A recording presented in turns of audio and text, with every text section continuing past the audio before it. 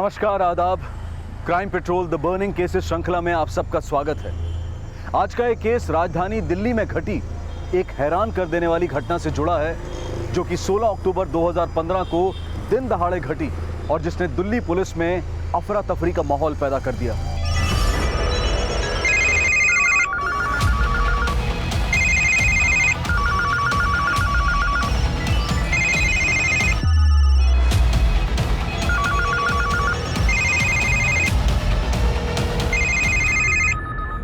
एक ATM van, नोटों से भरे संदूक, एक फरार ड्राइवर, मीडिया की ब्रेकिंग न्यूज। दिल्ली पुलिस की 36 टीम्स खंगाल रही थी पूरी दिल्ली को, क्योंकि लूट एक नहीं, 10 नहीं, बल्कि पूरे 22 करोड़ की थी।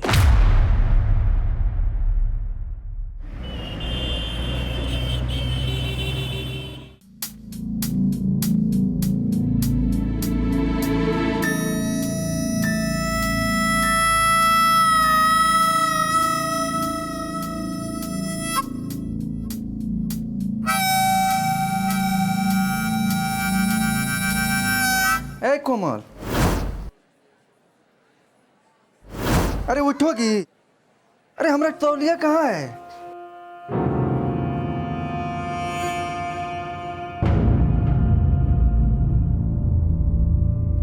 इतना अच्छा सपना देख रहे थे, तौलिया तौलिया बोलकर हमने पूरा सपना बिगाड़ दिया। जाइए, तौलिया लेकर आते हैं। जल्दी से लेके आओ, हमको निकलना है, लेट हो रहा है हमको।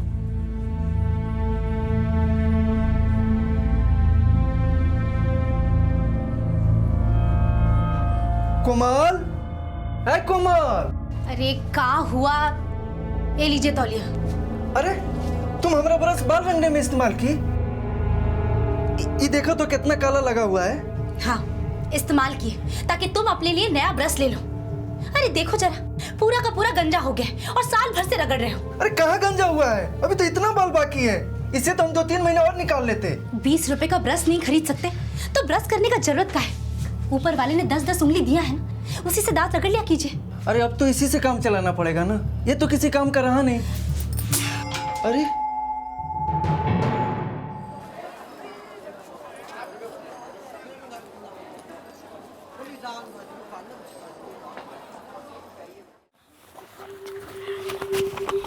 रुमझुम, ये देख, मस्त पेन है ना? हाँ। अरे भैया कितने बार पूछोगे?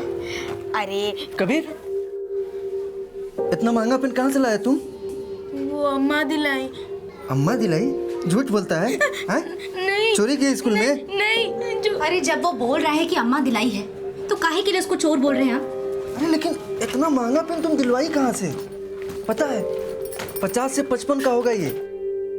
जानते हैं निवेश जी, हम भी घर का काम करते हैं और इतना कमा लेते हैं कि बच्चों को कुछ दिला पाए, और उनका जी मारने का ना हमारा जरा भी इच्छा नहीं करता है।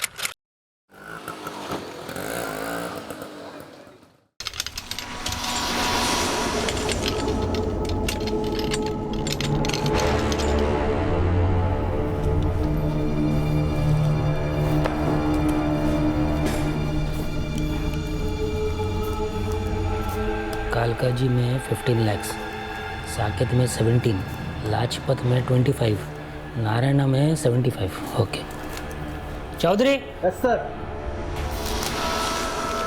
ये आज का लिस्ट है, कौन सा आइटम में कितना पैसा डालने का उसका। इसको स्कैन करके जेनिथ एजेंसी को ईमेल करो।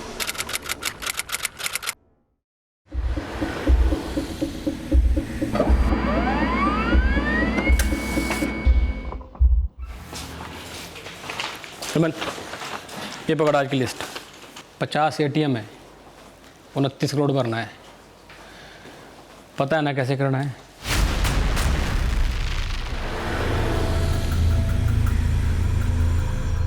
अरे प्रदीप, निमेश, चाय खत्म करो, जल्दी आओ। चलो यार, 10 बज गए, तुम लोगों को भी चाय इसी टाइम पीनी होती है। अच्छा सुनो,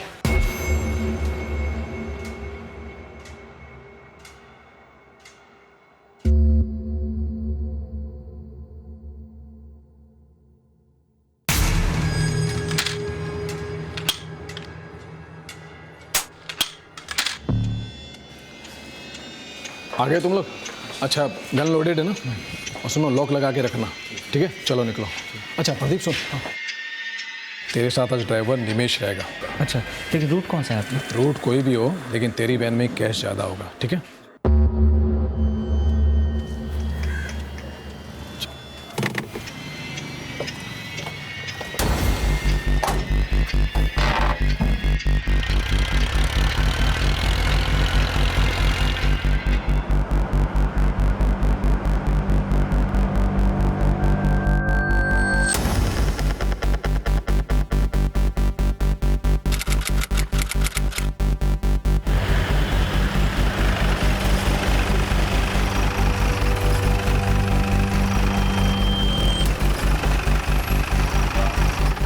चलो फटाफट करो, चलो चंदन जल्दी आओ, चलो निमेश, प्रदीप, चलो फटाफट निकालो। चंदन तू से निकाल जल्दी, चलो राजेश निकालो, पीछे से निकालो।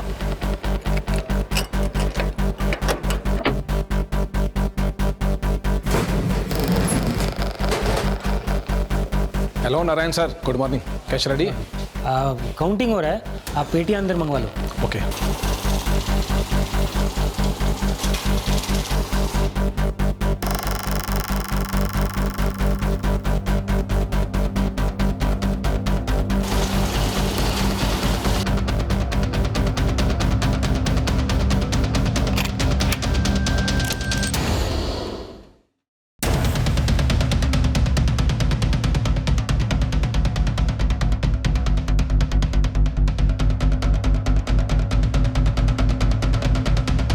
पूरा 29 करोड़ है, यहाँ पे साइन करो। और ये आज का पासवर्ड, इसको याद करो अच्छे से। याद हो गया। चलो निमेश।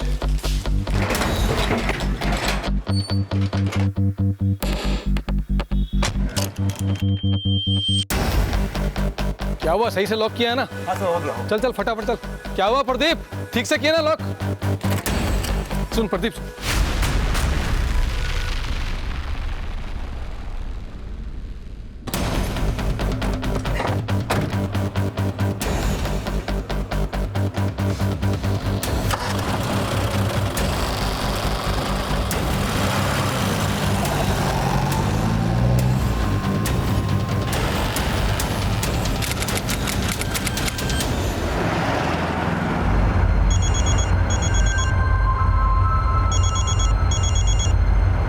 हेलो,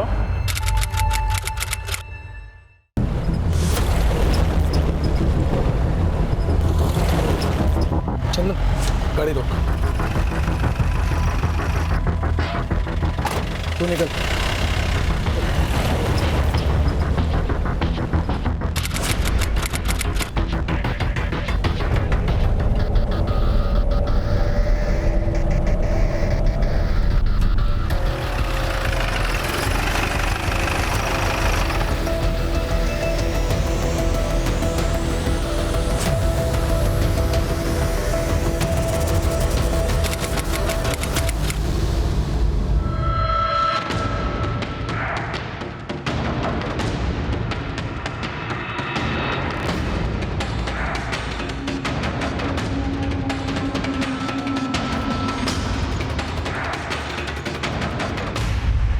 हाँ जी नारायण सर, बोलिए। सचिन ये क्या है सब? क्या हुआ, मैं कुछ समझा नहीं। तेरे कैश वैन का गार्ड प्रदीप वो रोहिणी ब्रांच पहुंचा है। वो बोल रहा है जो वैन रोहिणी ब्रांच के एटीएम में पैसा फिल करने को जाने वाला था, उसका ड्राइवर निमेश वो वैन के साथ गायब हो गया है। क्या गायब हो गया मतलब? तू एजेंसी का मैनेजर है ना, तेरे को कुछ मालूम नहीं क्या? हाँ, तेरा गार्ड उधर क्या स्टोरी बना रहा है? अरे सर, मेरी एजेंसी के सारे लोग ईमानदार हैं। आप मुझे 2 मिनट का टाइम दीजिए, मैं अभी कॉल बैक करता हूँ आपको। तू कॉल बैक करते रहना, मैं पुलिस को फोन करते। अरे आप सर चिंता मत करो, जल्दबाजी मत करो। आपके बैंक के पैसों की जिम्मेदारी हमारी कंपनी की है, आप चिंता नहीं करो। सचिन तेरे को जो करना है ना जल्दी कर, तेरे को मालूम है ना वैन में कितना करोड़ रुपए है। टेंशन मत लो सर, मैं कॉल बैक करता हूँ, 2 मिनट में करता हूँ सर।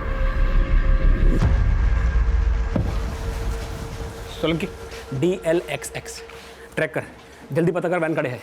और तू निमेश को फ़ोन कर जल्दी। जी।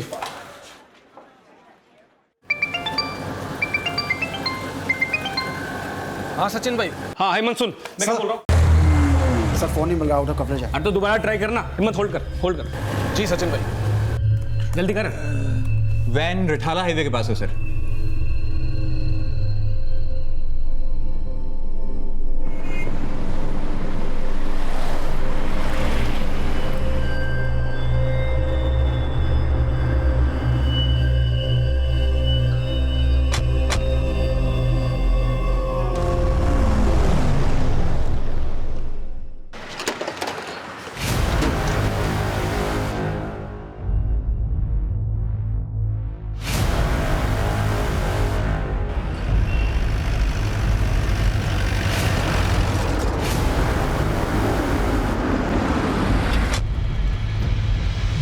सर मैं सचिन चौधरी, जैनिस सिक्योरिटी एजेंसी से। मैंने आपको कॉल किया था सर। यही वो वैन है जो कैश फिल करने के लिए निकली थी सर, पर ये वैन तो है पर ड्राइवर और कैश दोनों गायब हैं।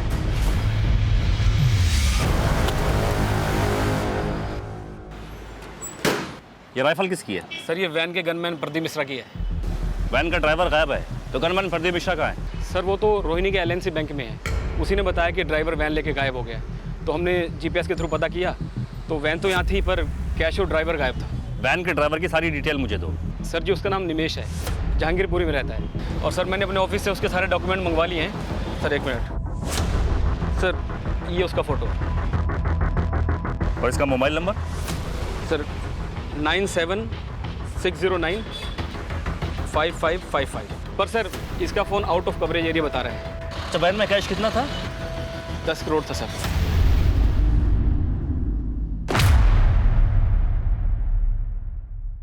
सर हम और निमेश पांडे करीब 12 बजे के आसपास राजेंद्र नगर से निकले थे। ये कैश वैन लेकर के हम लोग को यहीं रोहिणी ब्रांच में आना था, लेकिन करीब पौने 2 बजे के आसपास जब मंगोलपुरी पहुंचे तो हमको बहुत ज़ोर से पेशाब लगा, तो हम निमेश को बोले गाड़ी रोकने के लिए। ये निमेश गाड़ी रोकना यार। क्या हुआ रे? अरे बहुत जोर का पेशाब लगा है, ब्लैडर फट जाएगा यार।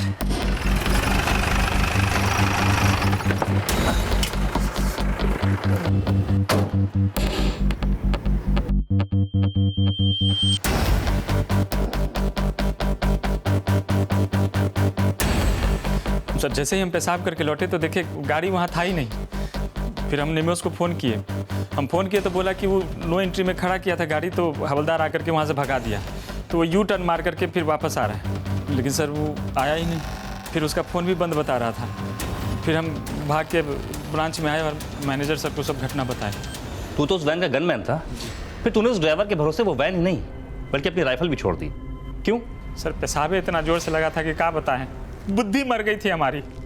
लेकिन हम कभी ऐसा नहीं सोचे थे कि निमेश पर गाड़ी लेके भाग जाएगा। सोचे नहीं थे? हाँ, या अभी सोच सोच के बोल रहा है? नहीं सर, सही बता रहे हैं हम तो उसको बहुत ही ईमानदार समझते हैं। सर कोई भी गार्ड अपना ही राइफल ऐसा कैसा वैन में छोड़ सकता है? और मुझे तो ये जानकर हैरानी हुआ कि वैन में खाली ड्राइवर और गार्ड था, वैन का कस्टोडियन हेमंत नहीं, जबकि हर कैश वैन में कस्टोडियन का होना कंपलसरी है। लेकिन एजेंसी के मैनेजर ने तो हमको इस बारे में कुछ नहीं बताया। सर जब मैंने उसको फ़ोन किया उसको ये तक नहीं मालूम था कि उसका ड्राइवर निमेश वैन के साथ गायब है। क्या गायब हो गया मतलब? सर आई थिंक ये 10 करोड़ गायब करने में ये ड्राइवर निमेश के अलावा एजेंसी का मैनेजर सचिन, कस्टोडियन हेमंत और वो गार्ड प्रदीप तीनों इन्वॉल्व है सर। जेनिथ सिक्योरिटी एजेंसी की कैश वैन जो दिल्ली नॉर्थ जोन में LNC बैंक के ATM सेंटर्स में कैश भरने के लिए निकली थी, वो संदिग्ध अवस्था में दिल्ली के रिठाला इलाके में पाई गई और जिसमें मौजूद कैश के ट्रंक्स गायब थे और वैन के ड्राइवर निमेश पांडे को कैश के साथ फरार माना जा रहा था। लेकिन निमेश पांडे वाकई इस लूट का अपराधी था या फिर वो पीड़ित था, ये सामने आना भी बाकी था। लेकिन LNC बैंक की करोड़ों रुपए की लूट ने दिल्ली पुलिस में अफरा तफरी का माहौल पैदा कर दिया था और तुरंत इस केस की इन्वेस्टिगेशन ACP अरुण राय को सौंप दी गई। मुझे अपडेट करते रहना। क्या स्टेटस है? सर रिठाला के आसपास पूछताछ से तो कोई क्लू नहीं मिला और वो ड्राइवर निमेश पांडे, उसका फोन लगातार बंद आ रहा है। निमेश पांडे के कॉल रिकॉर्ड का क्या स्टेटस है? सर कॉल रिकॉर्ड कुछ देर में आने वाले हैं। पुलिस लूटे गए पैसों का जल्द से जल्द पता लगाने के लिए हर संभव प्रयास कर रही थी और निमेश पांडे की तलाश में पुलिस की एक टीम उसके जहांगीरपुरी के एड्रेस पर रवाना कर दी गई। त्यागी, इतनी बड़ी लूट में सिर्फ अकेले ड्राइवर का हाथ नहीं हो सकता। एलएनसी बैंक के मैनेजर नारायण मूर्ति का शक सही है।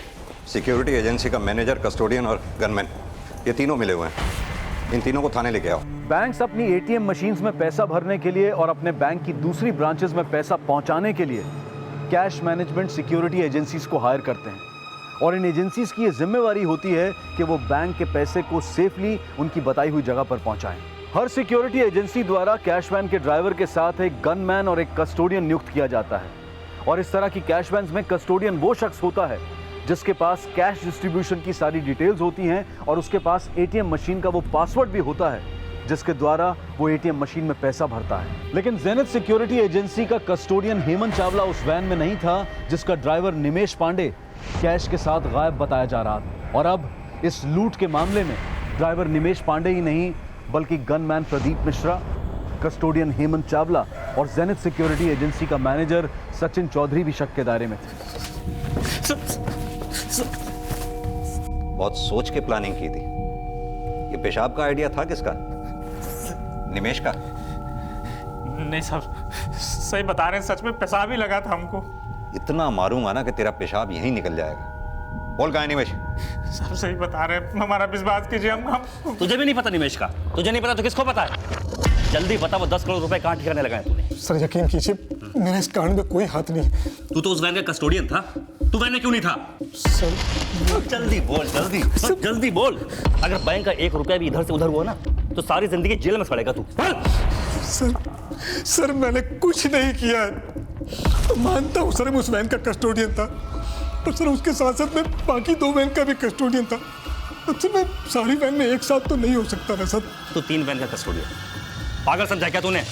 एक्चुअली सर, हमारी एजेंसी में कस्टोडियन कम है, हमें अंडर स्टाफ काम करना पड़ता है। मैंने सचिन को कई बार बोला सर, लेकिन वो हमेशा बोलता था कि इस बार मैनेज कर लो, जल्दी पूरा स्टाफ रख देंगे। सर जी, आप मेरी बात का यकीन ना करोगे सर, पर मैं और कस्टोडियन रखने के लिए मुंह मांगी सैलरी देने को तैयार था सर, पर सर कोई भरोसे का आदमी मिल नहीं रहा था। झूठ मत बोल, तेरी प्लानिंग है ये, और प्रदीप और हेमंत तेरी पढ़ाई भाषा बोल रहे हैं। अरे सर जी, आप एक बात बताइए मुझे, मैं ऐसा काम करके अपनी एजेंसी को क्यों बदनाम करूँ? शुरुआती पूछताछ में सचिन, प्रदीप और हेमंत इस लूट में अपनी भूमिका से इनकार कर रहे थे, और इसी दौरान पुलिस को निमेश पांडे से जुड़ी एक और चौंकाने वाली सूचना मिली। बोलो गौतमी। सर, ये निमेश पांडे बस जहांगीरपुरी वाले एड्रेस पे नहीं रहता जो एजेंसी वालों ने हमें दिया था, और वो 2 महीने पहले ही यहाँ से घर खाली कर चुका था। यानी कि 10 करोड़ लूटने की प्लानिंग भी 2 महीने से चल रही थी। आस पड़ोस से कुछ निमेश के बारे में पता चला? सर, हम पूछताछ कर रहे हैं यहाँ, लेकिन आस पड़ोस वाले ज्यादा कुछ नहीं जानते निमेश के बारे में। मुझे तो ये जेनिथ एजेंसी का मैनेजर ही धांधलेबाज लगता है इन सभी की मिली भगत। हो सकता है सर, लेकिन निमेश के डॉक्यूमेंट्स पर उसका नेटिव एड्रेस यूपी के बलिया का है। गौतमी, एक काम करो, तुम यूपी में फौरन बलिया पुलिस से कांटेक्ट करो, उनसे कहो फौरन एक टीम निमेश पांडे के एड्रेस पे भेजे। तब तक मैं यूपी के डीजीपी से बात करता हूँ। Okay sir. निमेश की तलाश में दिल्ली पुलिस ने तुरंत यूपी की बलिया पुलिस से कांटेक्ट किया।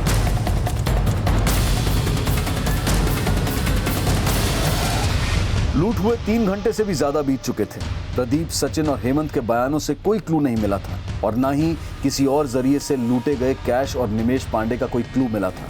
मन ने पता था कि ये निमेश जहांगीरपुरी में नहीं बल्कि कहीं और रह रहा था। सर, मैं मानता हूँ कि उसे काम पे मैंने रखा था, लेकिन उसे जो रिकमेंड किया था ना, वो हमारे कस्टोडियन हेमंत ने किया था। सर, मैं सच कह रहा हूँ सर, मुझे नहीं पता था कि निमेश ने जहांगीरपुरी वाला घर खाली कर दिया था। सर, निमेश को अपने एजेंसी पे तूने ही काम पे लगाया था ना? हाँ सर, लगवाया था। सर, इसके बाद मुझे कुछ नहीं पता इसके अलावा। सिंह। Yes sir. इसे ऐसे याद नहीं आएगा, अच्छी तरह से तोड़ाई करो इसकी। सर, मेरी बात। मैनेजर साहब, चलो इतना ही बता दो, इस 10 करोड़ की लूट में तुम्हारा कितना हिस्सा है? सर, कुछ था ही नहीं सर, मैं कैसे कहूँ अब आपको। इतना तो याद होगा कि निमेश पहले काम कहाँ करता था? अल्फा कैश एजेंसी में सर। सर, मैंने उसे 3 महीने पहले काम पे रखा था, पर सर मैंने कभी सोचा ना था कि वो ऐसा कांड करके भाग जाएगा और मैं फंस जाऊंगा। मैनेजर साहब, किसने किसको फंसाया, किसकी प्लानिंग थी, ये ज्यादा टाइम तक पचा नहीं पाओगे इस बात को। इन्वेस्टिगेशन की इस कड़ी में जेनिथ सिक्योरिटी एजेंसी के एक दूसरे ड्राइवर चंदन सिंह का एक बयान सामने आया। सर मुझे नहीं लगता कि ये सब में निमेश का कोई हाथ भी होगा, और वो बहुत सीधा आदमी है। लेकिन वैन लेकर गायब तो वही हुआ है। अच्छा, क्या लगता है तुम्हें, उसको ये सब करवाने में हेमंत का हाथ है या फिर सचिन का? सर अभी ये तो मैं कुछ कह नहीं सकता, लेकिन एक बात है, आज सुबह मैंने निमेश और प्रदीप को साथ में बात करते हुए सुना था। प्रदीप, तुम्हारे घर गृहस्थी की जो कहानी है ना, यहाँ काम करने वाले हर एक आदमी की कहानी है। साला 12 घंटे का ड्यूटी करो, फिर 2 घंटा बस का धक्का मुक्की, साला उसके बाद भी चैन का नींद नहीं मिले तो साला धिक्कार है जिंदगी पे यार। अरे प्रदीप, निमेश तो साला कुछ ना कुछ करना ही पड़ेगा। साहब अब क्या पता, प्रदीप ने निमेश के कान भरे हैं या कहानी कुछ और ही है। सर, हमने निमेश के कपड़े चेक किए हैं, उसमें ये टीटीसी का टिकट मिला हुआ है। टीटीसी में पता करो ये टिकट किस बस की है। जी सर। हाँ ओके सर। साबू तो निमेश से हम हमेशा दुख दर्द बांटते रहते हैं। सब लूट वूट का कोई योजना नहीं बनाए थे साहब हम। योजना नहीं बनाई थी, अपनी राइफल ऐसे ही भूल गया वैन में? अचानक ऐसे ही पेशाब लग गया तुझे? सीधी तरह से बता, निमेश और वो 10 करोड़ रुपया है कहाँ पर? साहब सही बता रहे हैं, हमको नहीं पता साहब। हमको तो अभी भी विश्वास नहीं हो रहा है कि निमेश ये सब कांड करके भाग गया है। साहब वो तो बहुत ईमानदार और पूजा पाठ करने वाला आदमी था साहब, बिना पूजा पाठ किए हुए गाड़ी तक स्टार्ट नहीं करता था साहब। हो सकता है कि निमेश वो कस्टडियन हेमंत जी के कहने पे ये सब किया हो। क्या कहा था हेमंत ने निमेश से? अरे भाई कह रहा हूँ ना, थोड़ा मैनेज कर ले, 2-4 दिन में स्टाफ में और लोग भर्ती कर लूंगा मैं। अरे क्या मैनेज कर लो, हमेशा आप यही बोलते हैं, जानते हैं ना कितना टेंशन का काम है। कुछ भी गड़बड़ होगी तो फंसूंगा तो मैं ही। ओ भाई तू ज्यादा राम कहानी ना सुना मेरे को अपनी, कह रहा हूँ ना मैनेज कर ले तो कर ले। मैनेज कर ले, साला एक दिन ऐसा मैनेज करूँ ना कि छक्के छूट जाएंगे। नहीं नहीं सर, वो प्रदीप झूठ बोल रहा है। सर मुझे लगता है कि ये कांड प्रदीप ने ही किया है, उसे जबरदस्ती मुझे फंसा रहा है। सर ये तो ऊपर वाला जानता है कि ये वो कांड हेमंत ने कराया, प्रदीप ने। मैं इतना जानता हूँ सर कि मैंने ना कराया, आप मैंने जान दो सर। आइए सर, मैंने कैश वैन की ये जीपीएस हिस्ट्री चेक करी है सर। ये वैन रोहिणी से रिठाला इस स्ट्रेट रूट से रिठाला नहीं पहुंची है, बल्कि इसने मंगोलपुरी से पूटकला वाला रास्ता लिया है। सर ये मंगोलपुरी वही एरिया है जिसके बारे में प्रदीप ने हमें बताया था कि वो वहां टॉयलेट करने के लिए रुका था। त्यागी, अगर ये वैन मंगोलपुरी से पूटकला इस रूट से पहुंची जी, तो फिर पूटकला से रिठाला किस रूट से होती हुई पहुंची है? सर ये वैन पूटकला से कंजावला की तरफ गई, वहां 12 मिनट रुकी, फिर बवाना और राजीव विहार होते हुए रिठाला पहुंची। त्यागी, अगर ये वैन कंझावला में 12 मिनट के लिए रुकी है तो पक्की बात है कि वैन में से कैश की पेटियां यहीं निकाली गई। सर मुझे एक बात समझ में नहीं आ रही है कि एक अकेला ड्राइवर 12 मिनट में इतनी सारी पेटियां कैसे बदल सकता है? सर वैन से कैश गायब था, लेकिन गनमैन प्रदीप की गन वहीं मौजूद थी। सर ये भी हो सकता है कि उनके पास और भी कई तरह के हथियार, इसलिए वो गन वहीं छोड़कर चले गए। कहानी कुछ भी हो सकती है त्यागी। ये भी हो सकता है कि निमेश कंझावला का ही रहने वाला हो, या फिर ये भी हो सकता है कि इस वक्त जो आदमी निमेश के साथ में है वो प्रदीप, सचिन, हेमंत, इन तीनों को जानते हो। ये इन तीनों के कॉल रिकॉर्ड्स निकलवाओ और अपनी एक टीम अल्फा एजेंसी भी भेजो, जहाँ निमेश पहले काम किया करता रहा। हो सकता है अल्फा एजेंसी में काम करने वाले निमेश के पुराने साथियों का भी इसमें कोई हाथ हो। Okay sir.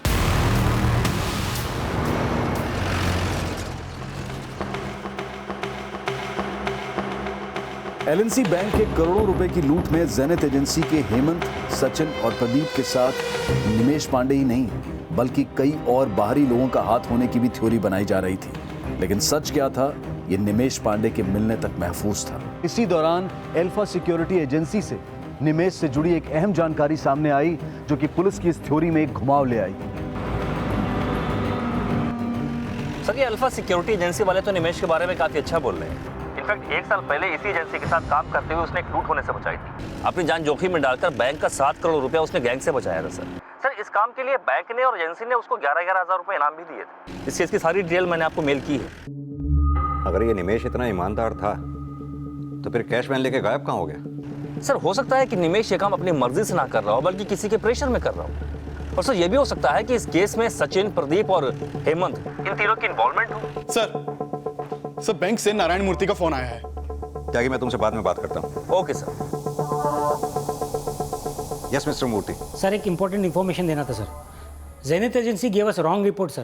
जो निमेश जो वैन ड्राइव कर रहा था उसमें बैंक का 10 करोड़ रुपया नहीं सर, उसमें बैंक का 22 करोड़ रुपया था सर। व्हाट? वैन में 22 करोड़ रुपए थे। इसका कोई प्रूफ है आपके पास? सर जेनिथ एजेंसी को हमने टोटल 29 करोड़ रुपए दिए थे अलग अलग एटीएम में जमा करने को। ये उसका handover form with custodian Hemant signature और ये एटीएम का रिसीट सर।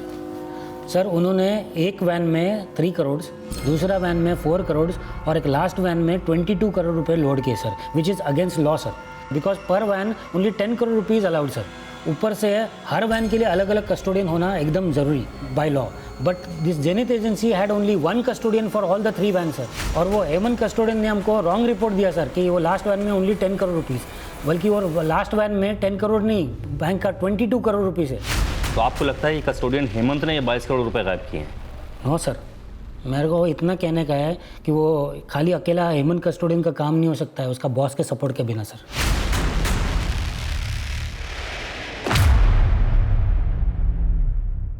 आरबीआई की गाइडलाइंस के अनुसार एक कैश वैन में 10 करोड़ रुपए से ज्यादा का कैश रखना अलाउड नहीं है और कैश वैन में ड्राइवर के साथ एक गनमैन और कस्टोडियन का होना बहुत जरूरी है। लेकिन जेनिथ सिक्योरिटी एजेंसी द्वारा इन सभी नियमों की अनदेखी की जा रही थी और अब यह भी सामने आया था कि उस कैश वैन में 10 करोड़ नहीं बल्कि 22 करोड़ रुपए थे। लेकिन क्या इस 22 करोड़ रुपए की लूट में वाकई निमेश पांडे की कोई भूमिका थी या फिर वो जेनिथ सिक्योरिटी एजेंसी की लापरवाही नहीं बल्कि किसी बड़ी साजिश का शिकार भी हुआ था? और इसी बीच निमेश पांडे के कॉल रिकॉर्ड सामने आए। सर निमेश के कॉल रिकॉर्ड्स चेक किए। निमेश का फोन सुबह शाम बवाना में एक्टिव रहता था।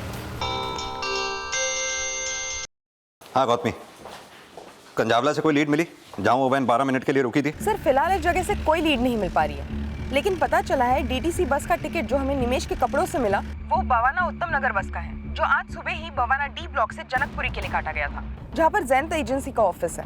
ये निमेश के कॉल रिकॉर्ड्स में भी निमेश का फोन सुबह शाम बवाना में ही एक्टिव रहता था, यानी कि जहांगीरपुरी से शिफ्ट होने के बाद वो आजकल बवाना के डी ब्लॉक में ही कहीं रह रहा होगा। बवाना से कंजावला ज्यादा दूरी पे नहीं है। गौतमी फौरन बवाना पुलिस से कांटेक्ट करो और अपनी एक टीम के साथ बवाना के डी ब्लॉक का हर दरवाजा खटखटाओ, शायद इस निमेश के बारे में वहीं से कुछ पता चले। Okay sir.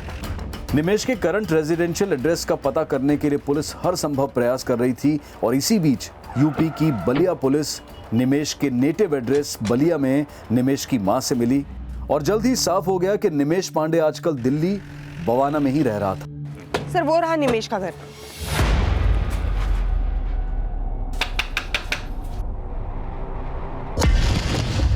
तूने हमें यह बोला था कि वैन से 10 करोड़ रुपए गायब हुए, लेकिन पूरे 22 करोड़ रुपए तुमने गायब किए हैं। और कौन कौन है इस कांड में तेरे साथ मिला हुआ? और ये निमेश कहां पर है? सर मुझे नहीं पता निमेश का। Sir I explain you everything. Explain तो अब हम करेंगे कि तेरे ऊपर चार्ज कौन कौन से लगेंगे। सर मैंने जो कुछ नारायण सर को बोला है वो सचिन सर के कहने पे बोला है। हेमंत, ये मेरी बात ध्यान से सुन। अगर उस नारायण मूर्ति का फोन आया तो उसको कहियो कि वैन में सिर्फ 10 करोड़ रुपए थे। और भाई जी, अरे तू अपनी राम काली ना सुना मेरे को, जैसा समझा रहा हूँ वैसा कर, समझ गया? सर सचिन सर ने मुझसे झूठ बुलवाया था। हाँ जी सर, मैं मानता हूँ कि हेमंत को झूठ बोलने के लिए मैंने कहा था, क्योंकि तब मुझे ऐसा लग रहा था कि मैं अपने एंड पे निमेश और वैन तक पहुँच जाऊँगा और सब कुछ मैं मैनेज कर लूँगा। निमेश पांडे कहाँ है? निमेश जी नहीं है घर पे। सारा घर सर्च करो। सर्च करो मतलब? हमने कहा ना निमेश जी नहीं है, वो ड्यूटी पर है। आपको चाहिए तो आप फोन करके पता कर लो। नंबर दे उसका। 789121 ये नंबर बंद कर रखा है उसने। दूसरा नंबर दे। अरे साहब, दूसरा नंबर कहाँ से आएगा? एक ही नंबर है उनके पास। अच्छा ये बता, आज 2 से 3 के बीच में वो यहाँ आया था? नहीं साहब। निमेश पांडे कहाँ है, सच बोल। और वो 22 करोड़ रुपए कहाँ छिपा के रखे हैं तूने? 22 करोड़? कहाँ के 22 करोड़? कौन से 22 करोड़? आप कहाँ बोल रहे हैं? हमें कुछ समझ में नहीं आ रहा है। गौतमी, इस औरत पर नजर रखो। इसका फोन नंबर मैं सर्विलांस पर डलवाता हूँ, हो सकता है ये निमेश से कांटेक्ट करने की कोशिश करे।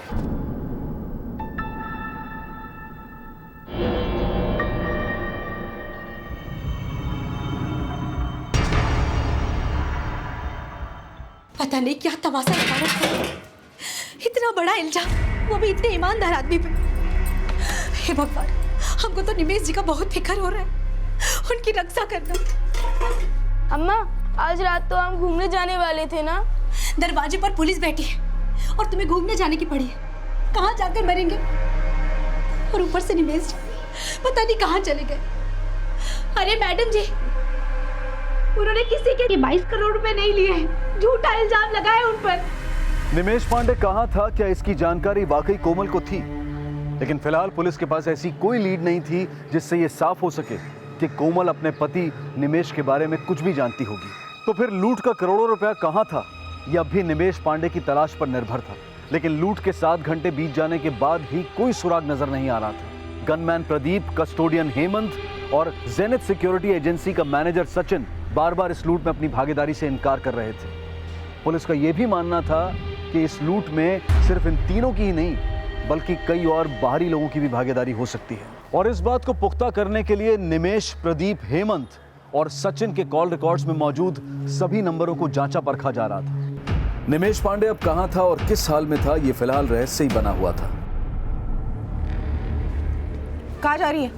वो मैडम, बच्चे भूखे हैं इसलिए बिस्किट। बैठो, इसे जो चाहिए लाके दे दो। सर, हेमंत, सचिन और प्रदीप इन तीनों को तोड़ा, लेकिन ये अब भी वही राग अलाप रहे हैं। सर, इनके कॉल रिकॉर्ड में ऐसा कोई नंबर भी नहीं मिला जिसके उनका कनेक्शन बवाना या कंजावला से हो। सिंह, एक काम करो, इन तीनों को एक ही सेल में बंद करो और मॉनिटर करो। हो सकता है तीनों आपस में कोई ऐसी बात करें जो हमारे काम की हो। Okay sir. और हाँ, निमेश का फोटोग्राफ सोशल मीडिया और टीवी चैनल सब पे सर्कुलेट करवाओ। वहाँ एक अपना टोल फ्री नंबर छोड़ो, उनसे अपील करवाओ कि जिस किसी को भी निमेश के बारे में जानकारी हो इस नंबर पे कॉल करके हमें इन्फॉर्म करें। शायद इससे हमें निमेश तक पहुँचने में कोई मदद मिले। Okay sir.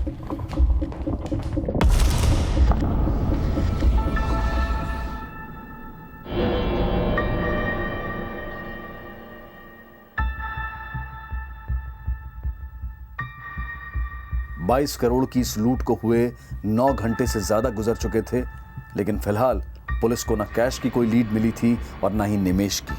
और अब निमेश पांडे तक पहुंचने के लिए इलेक्ट्रॉनिक मीडिया की मदद ली जा रही थी। ये वही निमेश पांडे है जो उस कैश वैन का ड्राइवर है जो एलएनसी कोऑपरेटिव बैंक के एटीएम में कैश जमा करने के लिए निकली थी। लेकिन अब निमेश वैन के 22 करोड़ कैश के साथ फरार है। अगर आप में से किसी को भी इस बात की कोई सूचना मिलती है तो तुरंत इस टोल फ्री नंबर पर कॉल करें। मैडम जी, आप लोग खामखा निमेश जी को बदनाम कर रहे हैं। वो हमसे बिना पूछे खैनी भी नहीं खाते। उनमें इतनी हिम्मत है ही नहीं, बहुत ही दब्बू इंसान है। एक बार केस निपट जाए बस। तुम दोनों को ऐसा ब्लैक लिस्ट करूंगा ना मैं, साल नौकरी तो बहुत दूर की बात है, तुम्हें दरवाजे पे खड़ा नहीं करेगा कोई अपने। ओ भाई, तुम अपनी फिक्र करो, तुम्हारे चक्कर में मेरा रिकॉर्ड खराब हो गया। साला इस एजेंसी की रेपुटेशन बचाने के चक्कर में झूठ बोला तो खुद ही फंस गया। यार ये जो ड्राइवर है निमेश, इसे तुम लोगों के साथ रहता था ना ज़्यादा, तुम्हारे साथ ज़्यादा टाइम बिताता था फील्ड में। भैया तुम्हें कुछ पता है यार, बता दो यार, नहीं तो ये पीटते रहेंगे। यार देख क्या हालत कर दी हमारा। देख भाई, मैं तो इतना जानता हूँ कि निमेश एक ईमानदार आदमी था, इसीलिए तो उसकी वैन में 22 करोड़ डाले। अरे हाँ, इसीलिए तो दुनली छोड़ के आए थे वैन में हम। साला हमको अभी तक भरोसा नहीं हो रहा, अभी तक भरोसा नहीं हो रहा है कि निमेश बाब वैन लेके उड़ गया। 22 करोड़ रुपए, साला 22 करोड़ रुपया के जिंदगी भर 7 मैजिक पिएगा क्या? क्या बोला? क्या 7 मैजिक? क्या इनको 7 मैजिक नहीं पता? अरे दारू वोडका वही पी के तो गल आता था आपको। पूरा कंपनी अपना फ्रस्ट्रेशन 7 मैजिक पी के निकालता था। सैलरी तो देते नहीं है टाइम पे, बात बना रहे, लेकिन उसको सैलरी मिले ना मिले लेकिन महीने में एक बार 7 मैजिक चाहिए। बीबी का चिक चिक हो, काम का प्रेशर हो, कितना भी टेंशन हो, लेकिन वो 7 मैजिक में ना अपना सुकून ढूंढ लेता था। ये जो कुछ हुआ है ना, ये आपकी और कंपनी की गलती है। साला इतना प्रेशर का काम है, सैलरी टाइम पे देते नहीं है, कांड तो होना ही था। या खुद अंदर पड़े, तुम्हें सैलरी पड़ी हुई है। सर, जेनिथ एजेंसी से की गई पूछताछ में यह सामने निकल कर आया था कि निमेश काफी ईमानदार इंसान है। लेकिन सर, इस एजेंसी का एक इशू है वर्कर के साथ। क्या इशू? सर, इस एजेंसी में काम करने वाले किसी भी वर्कर को टाइम पर सैलरी नहीं मिलती। जाके निमेश का ईमान डोलने की एक वजह यह भी हो सकती है, और यह भी पॉसिबिलिटी है कि निमेश का साथ हेमंत और प्रदीप इन दोनों ने दिया हो, और यह भी हो सकता है कि निमेश का साथ किसी बाहर वाले ने दिया हो, जिनकी मदद से सिर्फ 12 मिनट में कैश वैन से 22 करोड़ की पेटियां ठिकाने लगा दी गई। सर, कैश टैंक कंजावला करीब 2:30 बजे पहुंची, जहां ये 12 मिनट रुकी है। सर, सारे कैश टैंक यहीं अनलोड किए गए। सर, कंजावला से बवाना 10 किलोमीटर की दूरी पर है, लेकिन सर हमें अभी तक इस बात की कोई लीड नहीं मिली है कि सारे कैश ट्रंक जो अनलोड किए गए हैं वो कंजावला में किस जगह किए गए हैं, और ना ही सर कोई इसका लीड मिला है कि सारे कैश ट्रंक कंजावला से बवाना निमेश के घर पे ले जाए गए हों। सर और तो और निमेश की बीवी के कॉल रिकॉर्ड से भी कुछ सस्पिशियस नहीं मिला। लीड तो हमें दिल्ली पुलिस और हरियाणा पुलिस से भी निमेश के बारे में कोई नहीं मिली। अब पैसा दिल्ली के अंदर है या दिल्ली से बाहर चला गया, ये तभी पता चलेगा जब निमेश की कोई लीड मिलेगी। ताकि वो वैन के गनमैन प्रदीप ने हमें बताया था कि निमेश 7 मैजिक वोदका पीना पसंद करता था। साला 22 करोड़ रुपया के जिंदगी भर 7 मैजिक पिएगा? क्या बोला? क्या 7 मैजिक? क्या इनको 7 मैजिक नहीं पता। अरे दारू वोडका वही पी के तो गलियाता था आपको। एक काम करो जी, कंझावला से बवाना के बीच में जितने भी लिकर शॉप्स हैं सब में चेक करो।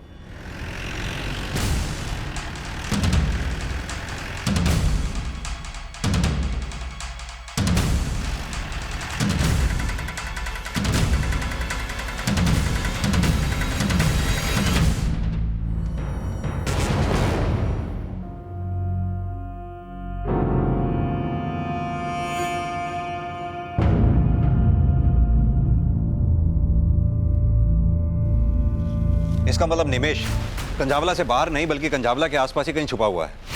एक काम करो सर, कंझावला और बवाना के बीच में जितने भी ढाबे और रेस्टोरेंट्स हैं सब में पता करो, शायद वहां से इस निमेश के बारे में हमें कुछ पता चले।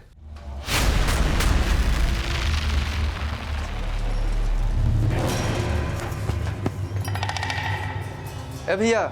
हाँ भैया। तनी चंपी कर दोगे? अरे क्यों नहीं कर देंगे, बैठिए, हम चंपी करने के लिए तो बैठे हैं।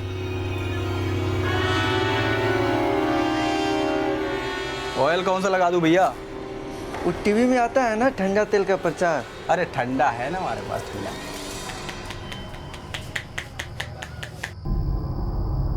थोड़ा इधर करो ना।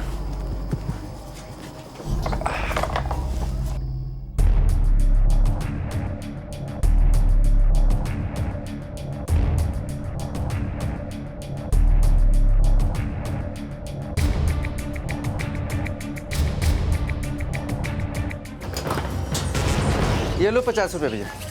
काहे का 50 रुपये? 1 घंटा मसाज किए हैं आपकी, 100 रुपये दीजिए। अरे नाराज काहे होते हो? ये लो पूरा 100।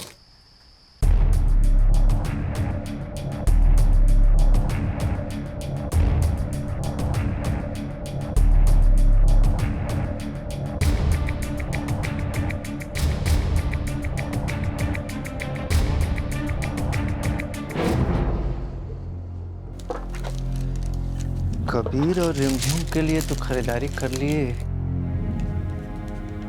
कोमल के लिए क्या खरीदें?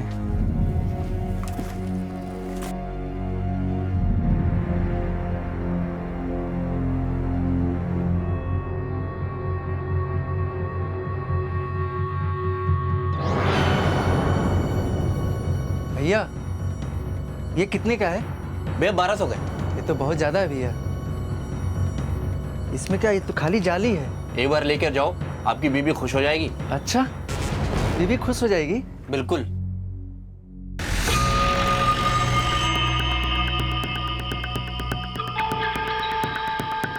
इस आदमी को देखा है? हाँ साहब, अभी थोड़ी देर पहले तंदूरी चिकन पैक करा के ले गया यहाँ से। अरे भैया आपका चिकन तंदूरी रेडी है? बन गया? हाँ कड़क बनाए है ना? एकदम मस्त, खा के तबीयत हरी हो जाएगी।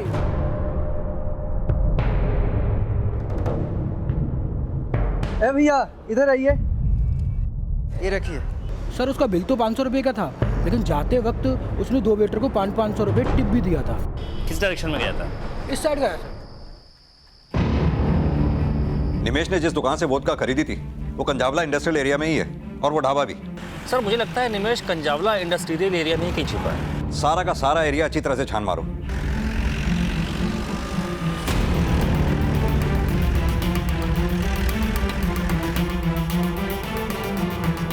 पुलिस ने जब इंडस्ट्रियल एरिया में पूछताछ और छानबीन की तो जल्द ही एक इंफॉर्मेशन सामने आई। हेलो साहब, क्या हुआ साहब? ये आदमी कहाँ है? ये आदमी तो अंदर सो रहा है साहब। चाबी दो। ये लीजिए साहब।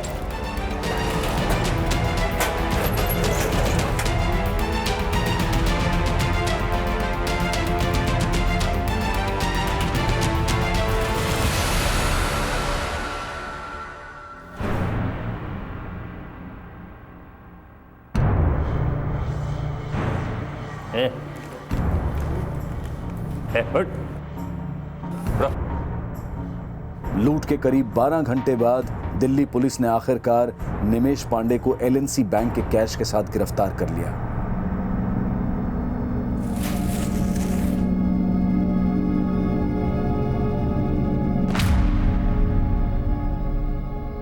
हाँ तो निमेश बाबू, खेल खत्म, कहानी शुरू।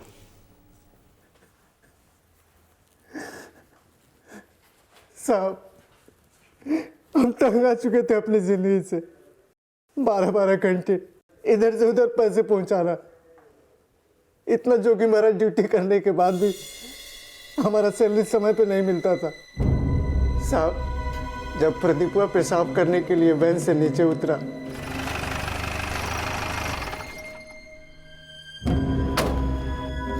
तो इतना सारा पैसा देके हमारा नीयत टूट गया। हम वैन लेके बिना कुछ सोचे समझे भाग गए साहब। हम वैन लेके सीधे कंजावला चले गए। वहाँ जो गार्ड काम करता है वो हमारे गांव का है। हम उसको बोले कि ये सामान अपने पास एक रात के लिए रख लो, कल हम सीधे गांव लेके चले जाएंगे। इसका मतलब वो गार्ड भी तेरे साथ मिला हुआ है? नहीं साहब, उसको तो पता भी नहीं कि उसमें पैसा था।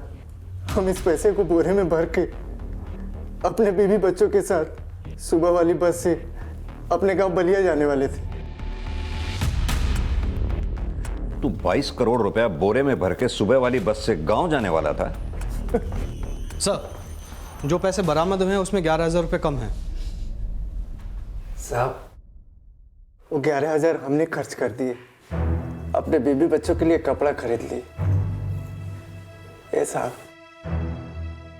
इतना सारा पैसा हम अपनी जिंदगी में कभी खर्च नहीं किए। जब पैसा हमारे कब्जे में आया ना साहब, तो हमको लगा हमारी जिंदगी का सबसे सुंदर समय है। लेकिन तूने अपने परिवार की जिंदगी बर्बाद कर दी। तू यहां रहेगा, उनके लिए कमाएगा कौन? अगर अपनी मेहनत की कमाई में संतोष कर लेता तो आज तुझे ये दिन नहीं देखना पड़ता। साहब, आप कभी नहीं चाहते थे कि ऐसा पाप करे, लेकिन हमारे साथ कभी अच्छा नहीं हुआ। हम चाहते थे कि बैंक वाले हमको लोन दें। हम 4-4 बार बैंक में गए। हमको अपने बच्चे की फीस भरनी थी साहब, लेकिन जानते हैं बैंक वालों ने क्या कहा? कि हम लोन के लिए एलिजिबल नहीं है। हमको भगा दिया। अब आप ही बताओ साहब, जब किसी गरीब आदमी को कोई सहारा नहीं मिलता है तो आदमी भटकता ही है ना साहब।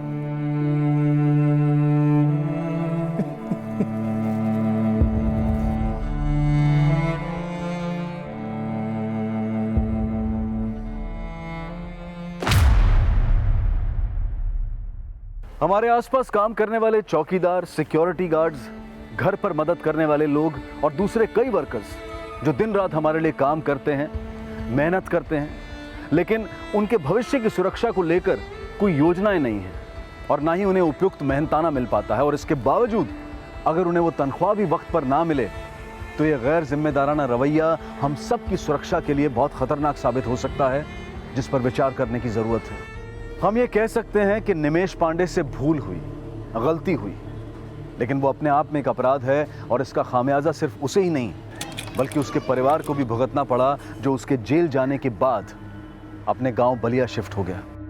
माना कि हम हर किसी की जरूरत को पूरा नहीं कर सकते हैं, लेकिन ये भी बेहद जरूरी है कि हम अपने लिए और हमारे आसपास काम करने वाले लोगों के प्रति संवेदनशील हों, उनकी जरूरतों के प्रति संवेदनशील हों। नमस्कार, आदाब। Crime petrol the burning cases श्रृंखला के आज के एपिसोड में आप सबका स्वागत है। हमें अक्सर नहीं पता होता कि हमारे आसपास ऐसे लोग भी होते हैं जो हम पर लगातार नजर रख रहे होते हैं। कोई होता है जो ये जानता है कि हम कब घर से निकलते हैं और कब घर वापस आते हैं। हाई प्रोफाइल सोसाइटीज जो 24 घंटे सिक्योरिटी गार्ड्स और सीसीटीवी कैमरा की निगरानी में होती हैं। इंटरकॉम से लेस ऐसी सोसाइटीज में भी कोई होता है जो बिना हमें खबर किए हमारे घर के दरवाजे तक आ पहुंचता है। आज का एक केस साल 2012 में मुंबई की एक हाई प्रोफाइल सोसाइटी में घटी, जिसने पूरे शहर का ध्यान अपनी ओर खींच लिया। और इस घटना के बाद कई नए कानूनी निर्देश जारी किए गए, लेकिन ये नए कानूनी बदलाव उन जिंदगियों के जख्म नहीं भर पाए जो इस घटना के असल भुक्तभोगी थे।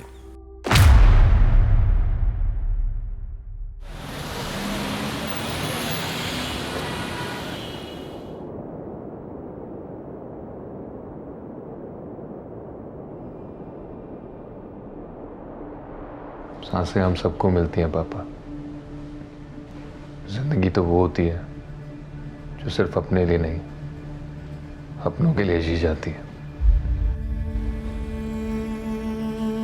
जाना सबको खाली हाथ ही होता है, पर जो अपनों के लिए कुछ काम करके जाता है संतुष्टि उसे ही मिलती है। अब ऐसी बातें क्यों कर रहे हो अभी? क्योंकि मैं भी किसी को कुछ नहीं दे पाया पापा, ना आपको, ना माँ को, ना पियाली को।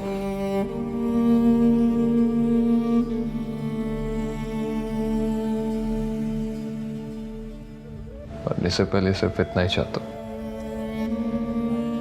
कि प्याली को इंसाफ मिल जाए। मरने की बातें मत करो। You are going to live a long life. तो मैं उसी दिन गया था पापा, जिस दिन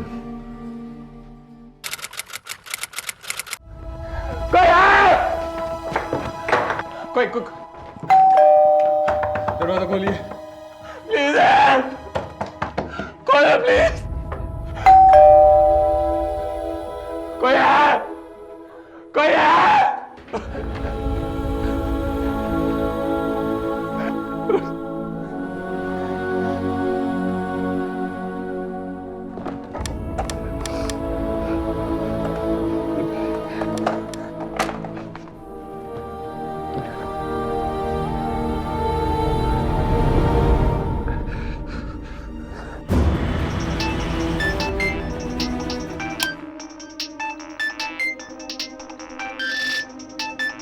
अभी?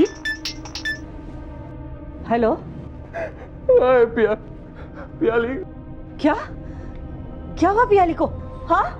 কি হয়েছে? माँ, पियाली का खून हो गया माँ। क्या? हर जगह खून ही खून है। मैं आया था तो दरवाजा खुला हुआ था और मेरी प्याली खून में समेट हुई थी। पापा मुझे अभी तक यकीन नहीं हो रहा है कि मैं प्याली को उस हाल में देखूंगा। आज भी मुझे अपने हाथ प्याली के खून में सने हुए दिखते। अभी अब फिर से वो पुरानी यादें धुंधली नहीं पड़ती पापा। उसके साथ बिताया एक एक पल मुझे कचौड़ता है।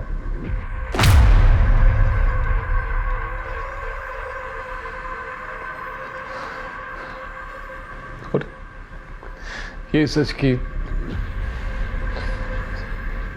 प्याली की उस नियति का जिम्मेदार मैं हूं।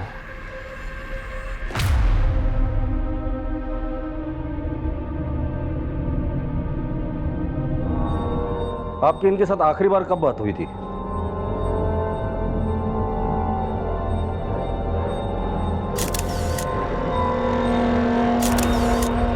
आपकी इनके साथ आखिरी बार कब बात हुई थी?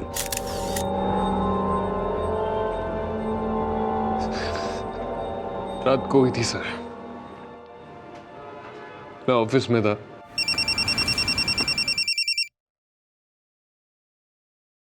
हेलो।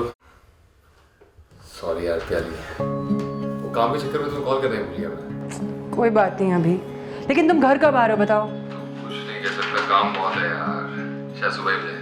सुबह? नहीं यार अभी प्लीज, तुम्हें पता ना मुझे तुम्हारे बिना नींद नहीं आती, फिर मुझे पूरी रात जागना पड़ेगा। एक काम करो ना तुम, हाँ टीवी ऑन करके सो जाओ। लो अब कैसे ऑन रखूं टीवी? लाइट ही चली गई। क्या? या एक सेकेंड अभी, लेट मी चेक।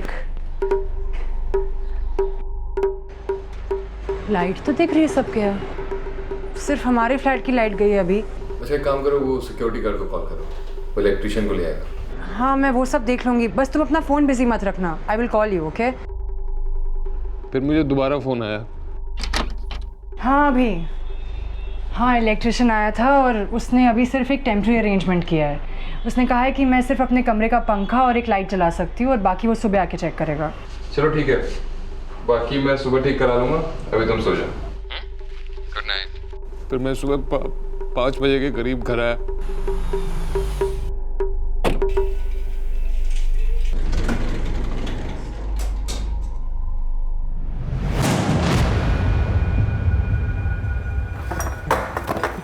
पियाली, मैंने सर मदद के लिए फिर मैं बाहर गया।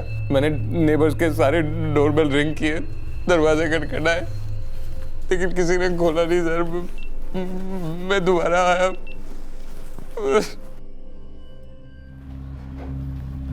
सर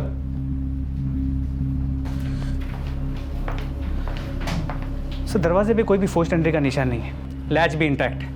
मतलब जिसने भी ये किया है या तो वो पियाली को जानता था या फिर उसके पास घर की चाबी थी। इसके अलावा पड़ोसियों से बात की, किसी ने भी बेल की आवाज़ नहीं सुनी और उन्होंने ये भी बताया कि अभिजीत और पियाली की शादी भी नहीं हुई थी।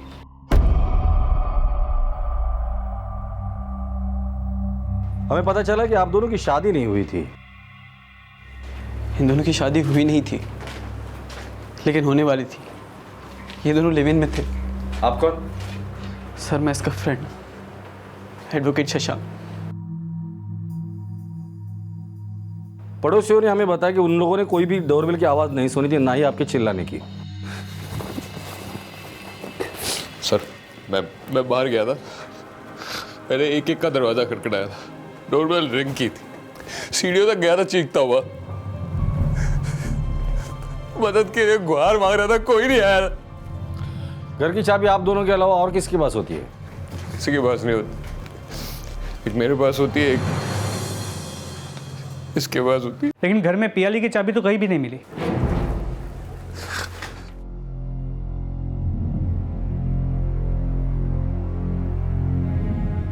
आपके डोरबेल पे और दरवाजे पर खून के निशान हैं। इसका मतलब अभिजीत सच कह रहा था कि उसने दरवाजा खटखटाया था। सर हमारी एसी बहुत पुरानी है और आवाज़ भी बहुत करती है और हमें पता ही नहीं चला कि दरवाजे पे कौन कौन आते हैं, कौन कौन खटखटाते हैं। और हाँ, रोज़ की तरह जब मैं 6:30 बजे उठा और दरवाज़ा खोला तो पता चला कि अभिजीत ने बताया था कि इलेक्ट्रिशियन 2 बार आया था। तो इलेक्ट्रिशियन और सिक्योरिटी गार्ड दोनों से पूछताछ करो और इस अभिजीत के ऑफिस में पता करो ये वाकई ऑफिस में था और निकला कितने बजे। इसके कॉल रिकॉर्ड निकालो, बिल्डिंग का सीसीटीवी फुटेज है वो भी चेक करो। जनरली लिव इन में रहने वाले कपल्स के साथ ये प्रॉब्लम काफ़ी बार होती है। इस अभिजीत को पुलिस स्टेशन बुला लो। सर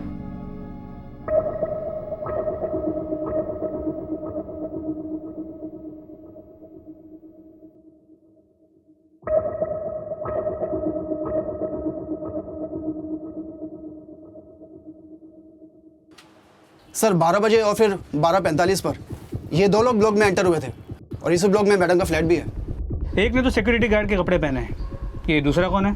सर ये बिल्डिंग का इलेक्ट्रिशियन पवन है और ये गार्ड अमजद। कल रात इन्हीं दोनों की ड्यूटी थी यहाँ पर। अभिजीत ने बताया था कि कल रात उसके फ्लैट में 2 बार लाइट गई थी। मतलब पियाली को आखिरी बार इन दोनों ने ही देखा है। कहाँ रहते हैं ये दोनों? ये इलेक्ट्रिशियन तो यहीं बाजू में रहता है और गार्ड थोड़ी दूरी पर रहता है। मैं इसी को फोन लगाने की कोशिश कर रहा हूँ लेकिन उसका फोन स्विच ऑफ आ रहा है। कल रात की सोसाइटी की सभी सीसीटीवी कैमरास के फुटेजेस को चेक करो और इलेक्ट्रिशियन और ये गार्ड इन दोनों से मुझे मिलना है। सर वैसे तो मैं 10-11 बजे तक आ जाता हूँ, पर कल ऑफिस में बहुत काम था तो आते आते सुबह के 5 बज गए सर। देखिए ना, बराबर कल ही आपको ऑफिस में लेट हुआ, कल ही आपके घर की लाइट गई और कल ही पियाली जी का मर्डर हुआ। बड़ा अजीब इत्तेफाक है नहीं? कल रात तुम अभिजीत के घर 2 बार गए थे, फिर भी उसके घर की लाइट ठीक नहीं हुई, क्यों? साहब कल मेन लाइन में भी प्रॉब्लम था और 2 बार लाइट भी गया था साहब। जब दूसरी बार लाइट गया था तो मैंने मैडम को पंखा चालू करके दिया था। मैडम आपका मीटर बार बार ट्रिप कर रहे हैं। अब एक काम कीजिएगा, अपने घर के हाई वोल्टेज ऑन मत करिए।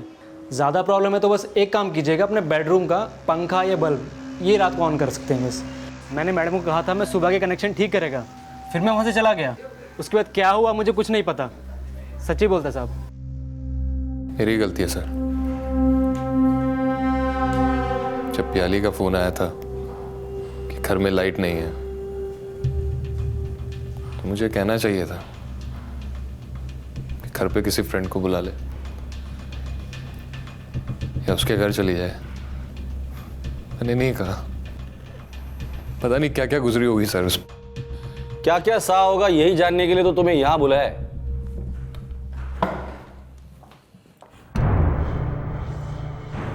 क्राइम सीन के साथ छेड़खानी नहीं करते, ये तो पता ही होगा तुम्हें।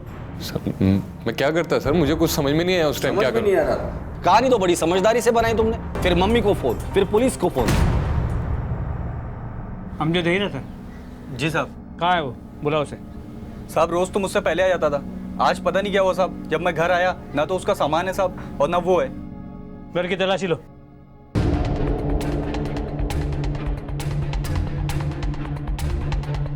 हाँ सर, ये नाइट ड्यूटी वाला गार्ड अमजद अपने घर से सामान लेके भाग गया है। एक काम करो, जिस सिक्योरिटी एजेंसी ने उसे रिक्रूट किया था ना, वहां जाके उसके डिटेल निकालो और उसका मोबाइल ट्रैकिंग पे डाल दो। जी सर। सर मैंने अभिजीत के बारे में उसके दोस्तों और पड़ोसी से पता किया है। अभिजीत और प्याली में काफी प्यार था और वो जल्दी शादी करने वाले थे, एंगेज थे दोनों।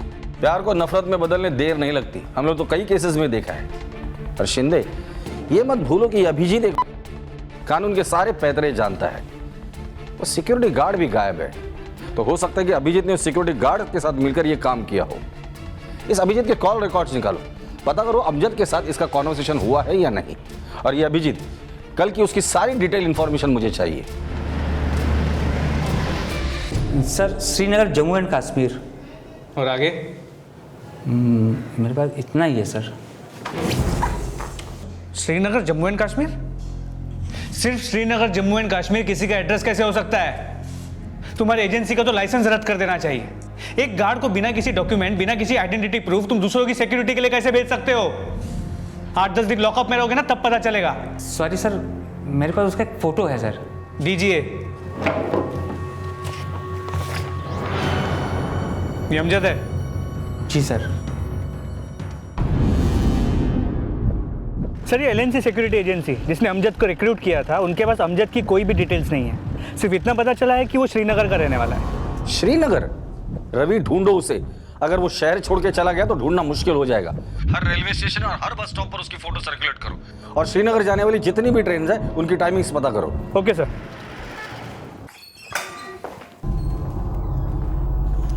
तो तुम और प्याली शादी करने वाले थे? जी, बहुत जल्द। इनफैक्ट शॉपिंग की लिस्ट भी बना ली थी, कार्ड भी छपने वाले थे। तो इन सब के बीच ये अमजद कहां से आया? Amjad? Why are you hitting me? अब मार क्यों रहे हैं मुझे? याद नहीं आ रहा है ना तुझे? तेरे बिल्डिंग का सिक्योरिटी गार्ड अमजद। क्या? Security guard?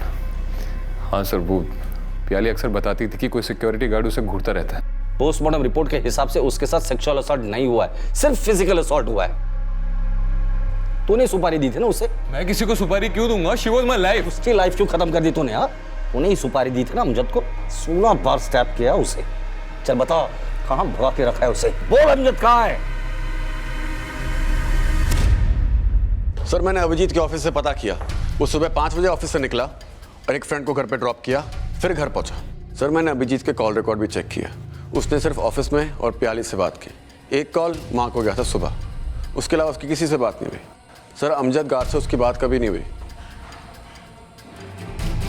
ठीक है, जाओ तुम। Okay sir.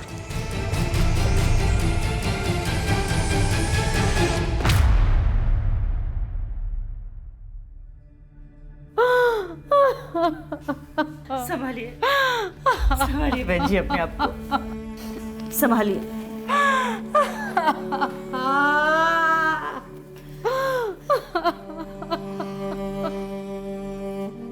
डॉक्टर ने कहा है कि वो प्याली की बॉडी 2 घंटे के बाद हमें सौंप देंगे। 16 बार स्टैब किया उसने मेरी प्याली को। ऐसी क्या दुश्मनी थी उसके साथ?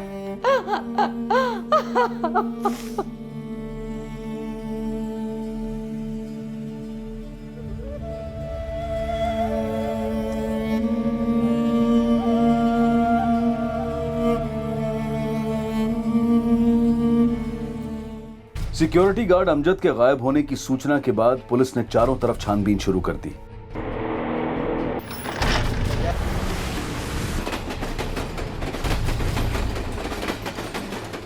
और मुंबई पुलिस ने अमजद को जल्द ही बोरीवली स्टेशन से गिरफ्तार कर लिया, जहां से वो कश्मीर भागने की फिराक में था।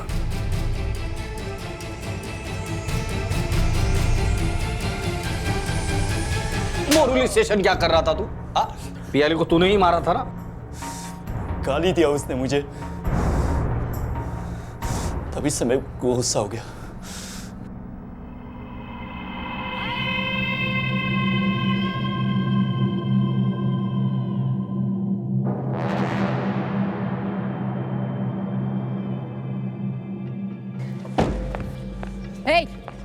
क्या घूर रहे हो तुम?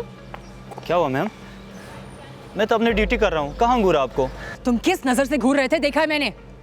एक दिन में नौकरी से निकलवा दूंगी तुम्हें, समझे तुम? क्या हुआ madam? He was staring at me. Ma'am गाली मत दो। Shut up! ये पहली बार नहीं हो रहा है, ऐसे 3-4 बार पहले भी हो चुका है, मैं मार्क कर चुकी हूँ। आज के बाद तुमने दोबारा ऐसी गलती की ना तो पुलिस में मैं रिपोर्ट करवा दूंगी, समझे तुम? देखो अमजद, पहले भी तुम्हारी 2-4 कंप्लेन आ चुकी है, इसे आखिरी वार्निंग समझो, वरना तुम्हारी कंपनी में ऐसा स्ट्रॉन्ग लेटर लिखूंगा कि पूरे मुंबई में कहीं गार्ड की नौकरी नहीं कर पाओगे, समझे? उसी दिन से जनाब मैंने तय कर लिया था कि साली को छोड़ूंगा नहीं। 15 दिन पहले मैंने एक चाकू खरीदा था और सोचा इससे चाकू से दिखाओ कि उसको रेप करूंगा। नसीब ने भी साथ दिया और फोन आया कि उसका फ्लैट में लाइट नहीं है। हेलो, हाँ, मैं बिल्डिंग नंबर 7 फ्लैट नंबर 703 से बोल रही हूँ। हमारे घर की लाइट चली गई है। ठीक है मैम, अब इलेक्ट्रिशियन को भिजवाता हूँ। जल्दी।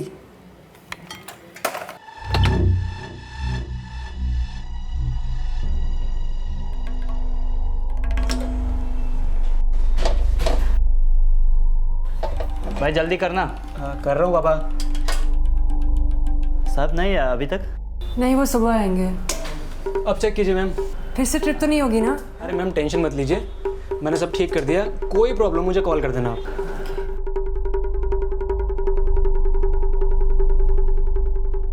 तब मैंने सोचा कि आज हाथ में आया हुआ मौका जाने नहीं दूंगा।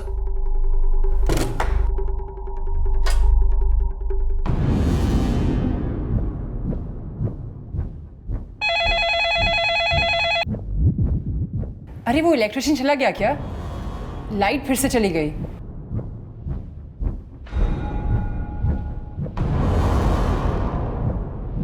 मैडम मैंने पूरा मीटर चेक कर लिया है, मुझे नहीं लगता यहाँ कोई फॉल्ट है। मुझे लगता है नीचे जाके मेन मीटर चेक करना पड़ेगा।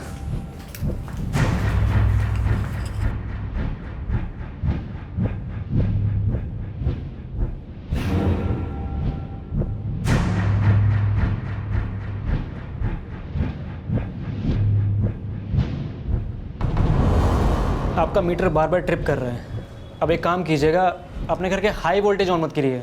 ज़्यादा प्रॉब्लम है तो बस एक काम कीजिएगा, अपने बेडरूम का पंखा या बल्ब ये रात को ऑन कर सकते हैं। बस मॉर्निंग में आऊँगा और सब ठीक कर जाऊँगा, आप टेंशन मत लीजिए।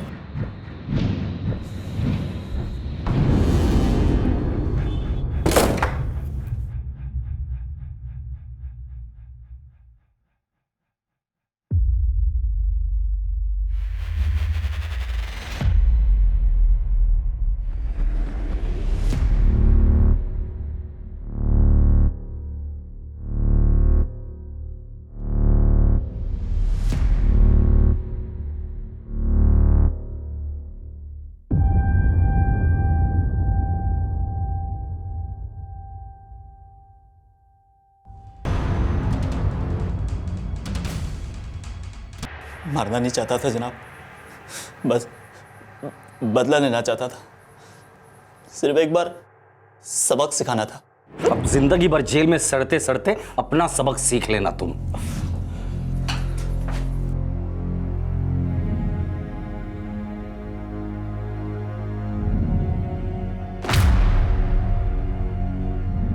अमजद के कन्फेशन के बाद पुलिस ने उससे पियाली के फ्लैट की चाबी और उस मर्डर वेपन को भी बरामद कर लिया, जो उसने उसी बिल्डिंग के 3rd फ्लोर पर छिपा दिया था जिसमें पियाली रहा करती थी। अमजद के दोस्तों के बयान से यह सामने आया कि अमजद ने कई महीने पहले ही पियाली से बदला लेने का मन बना लिया था, लेकिन उसके अंदर की इस विकृति को भांपने के बावजूद वो खामोश रहे। अमजद ने अपने बयान में कहा कि पियाली ने खुद उसे इस अपराध के लिए उकसाया था, जबकि सच तो यह है कि उसकी विकृत मानसिकता को आंकने के बाद भी पियाली ने सावधानी नहीं बरती और उसके अपराध का शिकार हो गई। अमजद तो अपराधी है ही, लेकिन उसके साथ साथ बिल्डिंग के मेंबर्स और वो सिक्योरिटी एजेंसी भी अपराधी है जिनके पास अमजद के नेटिव प्लेस से जुड़ा कोई भी डॉक्यूमेंट नहीं था। साल 2012 में हुए इस केस ने ये सवाल खड़े किए कि जिन लोगों को हम अपनी बिल्डिंग, अपनी सोसाइटी, अपने ऑफिसेस की सुरक्षा के लिए अपॉइंट करते हैं, अगर वही हमारी सुरक्षा के लिए खतरा बन जाएं तो फिर विश्वास किस पर किया जाए। और तब ये कानूनी निर्देश जारी किए गए जिसमें सिक्योरिटी गार्ड्स, घरों में काम करने वाली मेड्स, ड्राइवर्स और हेल्पर्स की पुलिस वेरिफिकेशन करवाना हाउसिंग सोसाइटी, सिक्योरिटी एजेंसीज और हाउस ओनर्स के लिए कंपलसरी कर दिया गया, और ऐसा ना करने पर जुर्माने का भी प्रावधान रखा गया।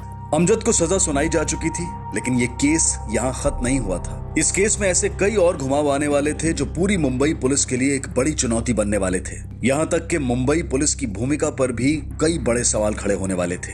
लेकिन पियाली की हत्या अभिजीत और उन दोनों के परिवारों की जिंदगी का वो काला अध्याय बनने वाली थी जिसकी कल्पना में पहले एक खुशहाल जिंदगी की कल्पना की गई थी।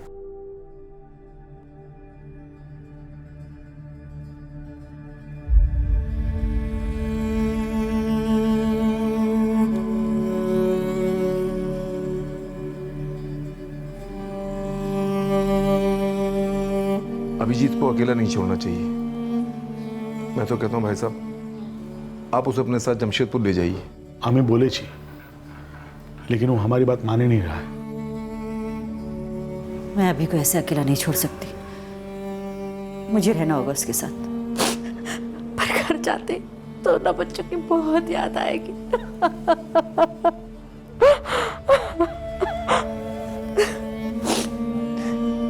कितनी खुश थी मेरी प्यारी अभी के साथ, ख्याल रखिएगा उसका।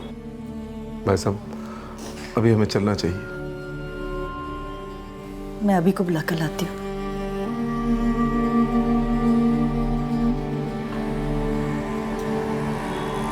अभी पियाली के माँ बाबा जा रहे हैं, चलो उनसे मिल लो।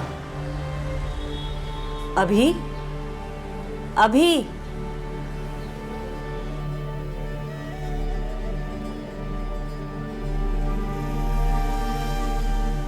तो ख्याल रखिएगा अपना।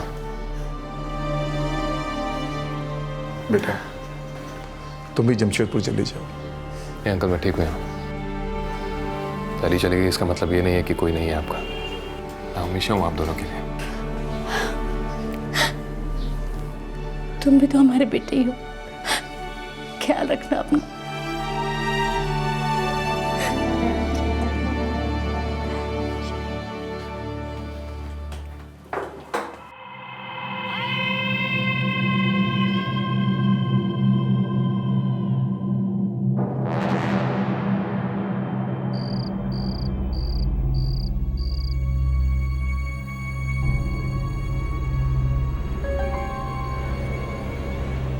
अभी अभी क्या हुआ? देखिए ना, ये कुछ जवाब नहीं दे रहा है। अभी अभी अभी हाँ पापा। क्या हुआ? कुछ नहीं, मैं तो सो रहा था। आप लोग क्यों जागे हुए हैं अभी तक? सुबह आपकी फ्लाइट भी है। हाँ, आप सो जाइए। आप दोनों अभी जाकर सो जाइए, मैं ठीक हूँ। ठीक है बेटा, सो जा।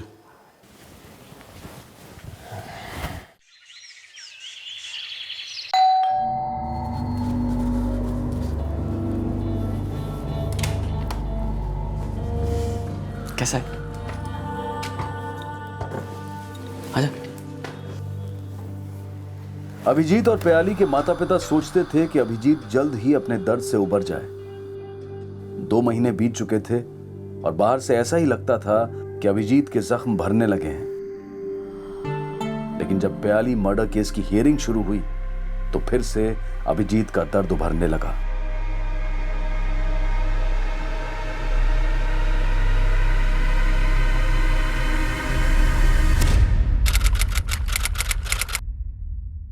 बयान देने के बहाने ही सही, फूट फूट के रोया तो। पियाली के जाने के बाद अपने आप को कभी एक्सप्रेस ही नहीं कर पाया था। अम्मी देखिए आशी, कहीं जाग तो नहीं गया?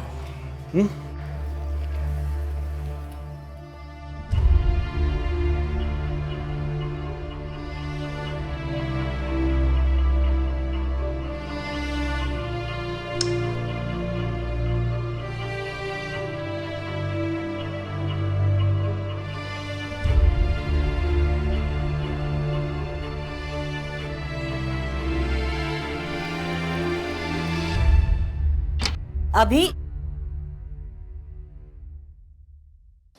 अभी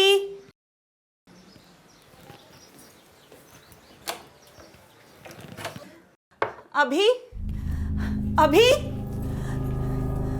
अभी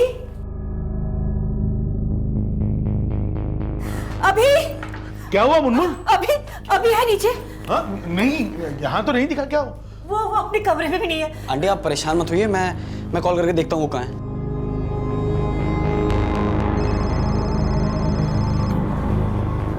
क्या हुआ? घंटी की आवाज शायद ऊपर से आ रही है। आप लोग यहीं रुकिए, मैं देख के आता हूँ, एक मिनट, शायद ऊपर होगा।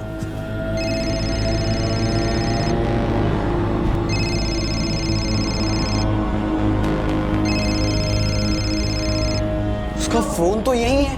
फोन यहीं है मतलब? आंटी आप यहीं पे रहिए, हम और अंकल देख के आते हैं, आप परेशान मत होइए। हाँ तो तुम ये घर पे ही रहना। हाँ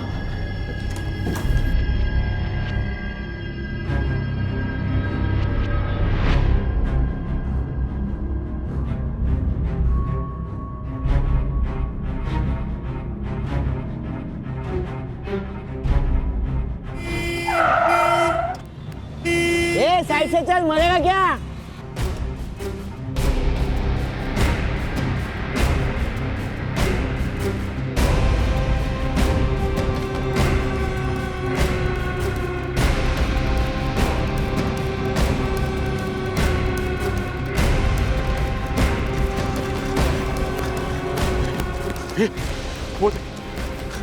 अभिजीत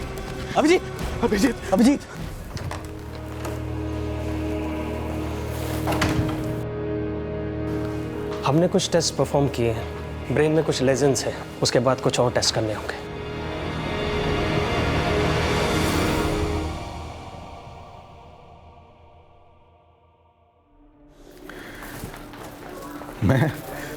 मैं खुद एक डॉक्टर हूं,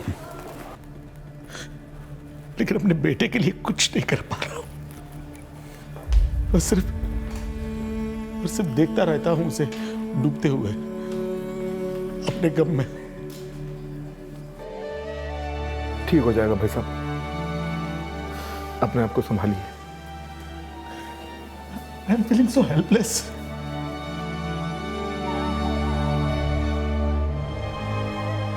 अभिजीत की हालत दिन ब दिन बिगड़ती जा रही थी। एक बीमारी से दूसरी बीमारी उसका जिस्म और दिमाग एक साथ कई पीड़ाओं से घिरता जा रहा था और उसके माता पिता की फिक्र नाउमीदी से घिरती जा रही थी।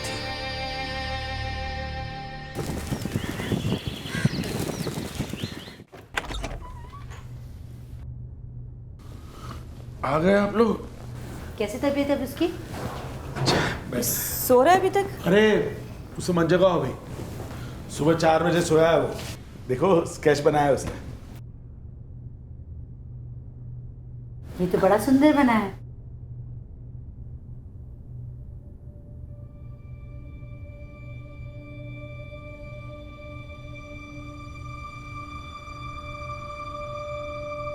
अभी डॉक्टर को बुला। मैं बुलाता हूँ। अभी आइए देखिए।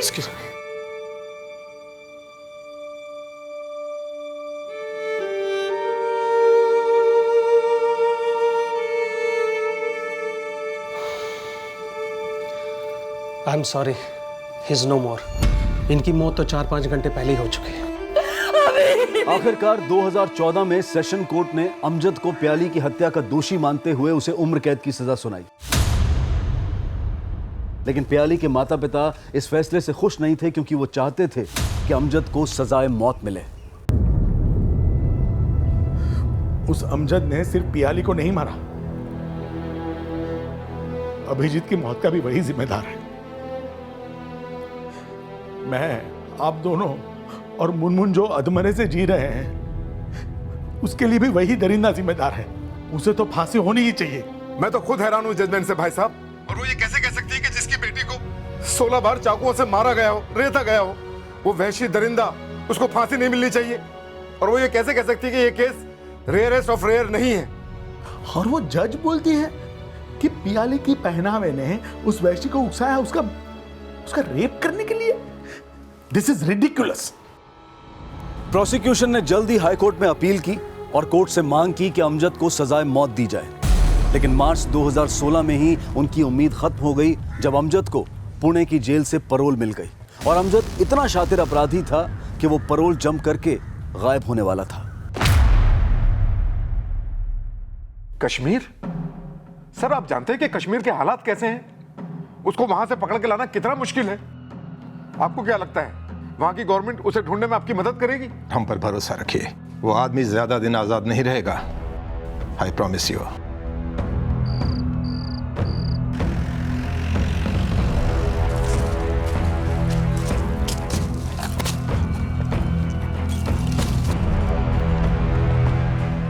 शायद यही अमजद के घर है। जिस दौरान अमजद कश्मीर में गायब हुआ था, उस दौरान वहां के हालात काफी गंभीर थे। और ऐसे माहौल में मुंबई पुलिस के लिए उसे वहां ढूंढना आसान नहीं था। मुंबई पुलिस कई बार वहां से खाली हाथ वापस लौट चुकी थी। लेकिन इस बार मुंबई पुलिस कमिश्नर ने इस केस की अगुवाई क्राइम ब्रांच के पुलिस इंस्पेक्टर अजय शाहने को सौंप दी, जिन्होंने साल 2012 में पियाली मर्डर केस में अमजद को अरेस्ट करवाकर उसे सजा दिलवाने में मुख्य भूमिका निभाई थी। सर 2 रिक्वेस्ट थी आपसे। इस केस के लिए टीम मैं चुनूंगा, और दूसरी बात, मीडिया को इस केस से दूर रखे, क्योंकि मैं नहीं चाहता कि इस केस से जुड़ी कोई भी बात लीक हो जाए। सबसे पहले मैं ये जानने की कोशिश करूंगा कि अमजद कश्मीर में है या पाकिस्तान में। Do it the way you want to do it. Thank you sir. Santosh, Amjad और तुम एक ही बारात में थे, सुना तुम दोनों की अच्छी दोस्ती थी। हाँ साहब, अमजद मेरे से हर बात करता था, पर उसे अफसोस नहीं जो किया उसने। जमानत पर बाहर आने के बाद वो भागने वाला है, ऐसा कभी बताया था उसने? एक बार भी नहीं साहब, बस अपनी अम्मी की बातें करता था। तुम्हें क्या लगता है ये भागकर अपने गांव गया होगा या पाकिस्तान? अमजद पाकिस्तान से बहुत नफरत करता है, वो कश्मीर में ही होगा साहब। सर अगर अमजद कश्मीर में है तो मैं जल्द से जल्द कश्मीर जाना होगा। नहीं रवि, जल्दबाजी नहीं। इसके पहले भी पुलिस ने उसे अरेस्ट करने की कोशिश की थी तो गांव वालों ने उन पर हमला किया था। इसका मतलब अमजद ने गांव वालों को विश्वास दिलाया कि वो बेकसूर है और पुलिस ने उसे फंसाया है। हमें क्राइम ब्रांच की तरह सोचना होगा, एक ऐसा प्लान बनाना होगा जिससे अमजद का बचना मुश्किल ही नहीं नामुमकिन होगा। यह है बारामुल्ला की घाटी। अमजद यहीं कहीं छुपा है, लेकिन कंफर्म न्यूज़ नहीं है। हम लोग लोकल पुलिस की मदद नहीं ले सकते क्योंकि हो सकता है कि उनमें से कोई अमजद को खबर कर दे। हम लोग पुलिस वाले बनकर भी उसके गांव में नहीं जा सकते क्योंकि पुलिस वाले पर एक बार हमला हो चुका है। तो हमारे पास जो कुछ भी इंफॉर्मेशन है वो सिर्फ इतनी ही इंफॉर्मेशन है। आउटसाइडर बनकर इससे ज़्यादा इंफॉर्मेशन हमें नहीं मिल सकती। तो फिर करें क्या? अगर अमजद के गाँव में घुसना है तो उन लोगों की तरह हमें दिखना होगा, उन लोगों की तरह बात करनी होगी, उन लोगों की तरह कपड़े पहनने होंगे। सिर्फ कपड़े पहनने से या दाढ़ी बढ़ाने से हम कश्मीरी नहीं हो जाएंगे। उसके लिए हमें कश्मीरी सीखनी होगी। कश्मीरी उतनी आसान भी नहीं है लेकिन मुश्किल भी नहीं है। कुछ लिंक्स है और वीडियोस है, मैं आप लोगों को भेज रहा हूँ, ध्यान से देखिए। कश्मीरी लोग हिंदी किस तरह से बात करते हैं, देखिए।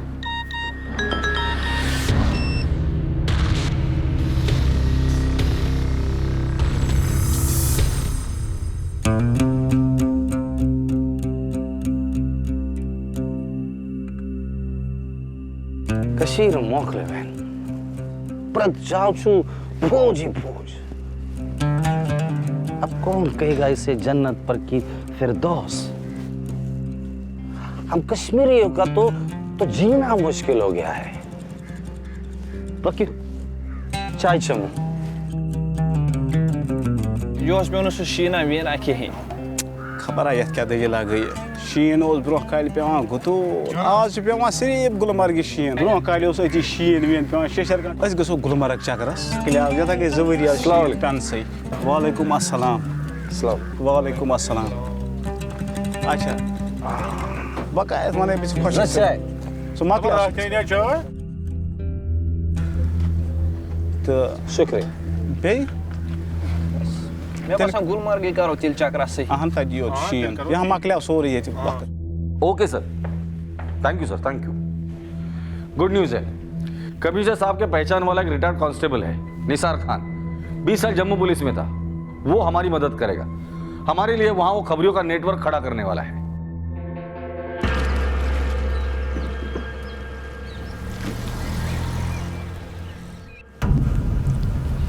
जनाब, ये हमजा है और ये कलाम। जनाब, ये हमजा जो है ना, ये टूरिस्ट गाइड का काम करता था, लेकिन अभी हालात बुरे हैं, इसलिए इसके पास कोई काम नहीं है। लेकिन उधर की सब खबर रखता है, ये रोज कहाँ आना जाना है इसका। और ये कलाम उधर से सस्ते में कपड़े लाता है और इधर बेचता है। शुक्रिया खान साहब। जनाब, फिक्र मत कीजिए, हम दो की चार आंखें हैं और हमारे साथ हमारे कई दोस्त भी हैं, सबके सब भरोसेमंद। गुड। जैसे ही खबरियों का नेटवर्क खड़ा हो जाएगा, हमारा काम शुरू हो जाएगा। अमजद मियाँ, जल्दी मिलते हैं तुझे तेरे शहर में। यह साफ था कि अमजद कश्मीर में ही था और मुंबई क्राइम ब्रांच की टीम उसे पकड़ने के इस मिशन को एक नाटकीय अंजाम देने की स्ट्रैटेजी बना चुकी थी। लेकिन अभी तक उन्हें अमजद से जुड़ी कोई भी इंफॉर्मेशन नहीं मिल पा रही थी, क्योंकि अब अमजद भी अपना हुलिया बदल चुका था।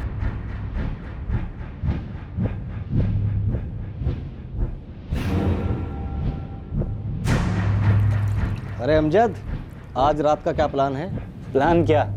दिन में धागों को रंगीन बनाना और रात में रात को रंगीन बनाना। और क्या काम है ज़िंदगी में अपना? जनाब, पता चला है अमजद के 3 भाई और हैं, कबीर, सलीम और कैसर। अमजद की कोई खबर? जनाब, अभी घाटी में फसाद चल रहा है, माहौल बहुत तंग है, कुछ देर रुकना पड़ेगा। माहौल ठंडा होते ही खबर मिल जाएगी। ठीक है रवि। शुक्रिया रवि, मुझे लगता है अमजद के 3 भाई हमें अमजद तक पहुंचाएंगे।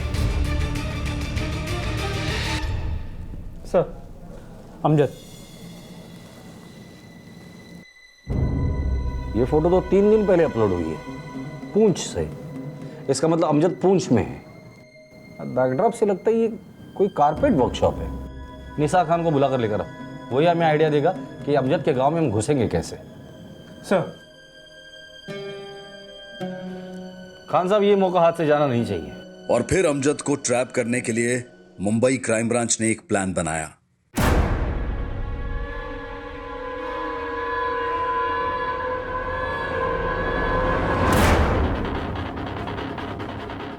दिल्ली में एक कंपनी है कपड़ों का, उनको कश्मीरी कारपेट बनाने का बहुत बड़ा कॉन्ट्रैक्ट मिला है। असगैस जाए ते नफर। हमें जगह भी चाहिए और मजदूर भी। पैसा सबको मिलेगा, हमारा गारंटी है। ठीक है, डील पक्की, काम हो जाएगा। पुलिस इंस्पेक्टर अजय शाह ने को इस बात का पूरा विश्वास था कि अमजद उनके झांसे में जरूर फंस जाएगा और वो उस फेक एक्सपोर्ट ऑर्डर को पूरा करवाने के लिए दूसरे कारीगरों के साथ रोजगार के लिए वहां जरूर आएगा।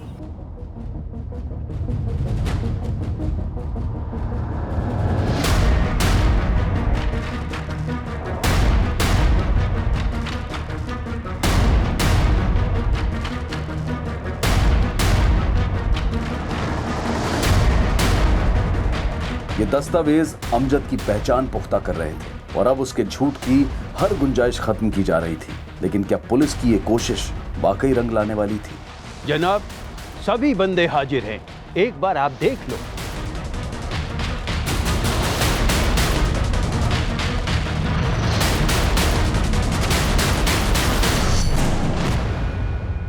बाजा ने बाहर ले जाना।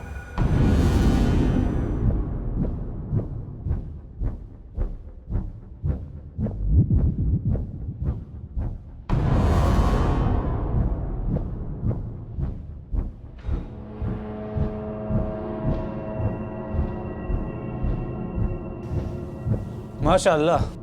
जनाब, सलाम अलैकुम। सलाम अलैकुम। जनाब, ये वरिया जान कोताकाल गवी कम कराल। हाँ, जनाब, बचपन पेट करान। बचपन से? जी, मेरा वालिद साहब भी कारीगर था। फिर तो तुम बहुत अच्छा कारीगर होगा। चलो तुमको साहब से मिलवाते हैं, हो सकता है तुम्हारी नौकरी पक्की हो जाए। जनाब।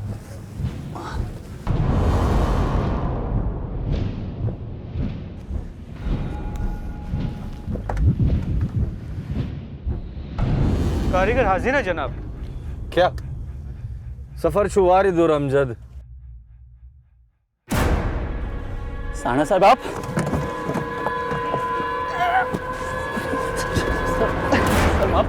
माफ कर दीजिए सर।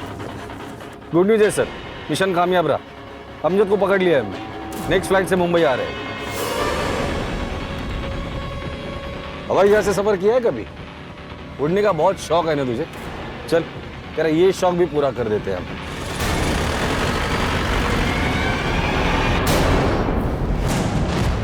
अमजद पकड़ा गया है। भाई साहब, मैंने कहा था ना, हमारे बच्चे को इंसाफ जरूर मिलेगा। अमजद को पुलिस ने गिरफ्तार कर लिया है।